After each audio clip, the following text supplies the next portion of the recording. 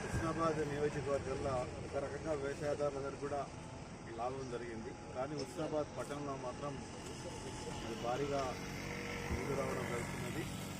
దానికోసం రోడ్లు పనులు అవుతున్నాయి కాబట్టి మరి నీళ్లు ఆగినాయని చెప్పి చెప్పడం జరిగింది. అది కూడా తర్వాత రోడ్డు కంప్లీట్ చేసుకొని ఆ డ్రైనేజ్ అంతా కూడా మరి వర్షపు నీళ్ళన్నీ కూడా వెంబడే వెళ్ళేటట్టు ప్రయత్నం చేయాలని చెప్పి కూడా నేను కోరుతున్నాం. మన మంత్రి గారు కూడా ఇవన్నీ చూసాము వారు ఒక మాట అన్నారు, ఏంటంటే హుస్నాబాద్లో కూడా నీళ్ళని లెవెల్ చేస్తున్నాం, వర్షం పడుతుంది చెప్పడం జరిగింది.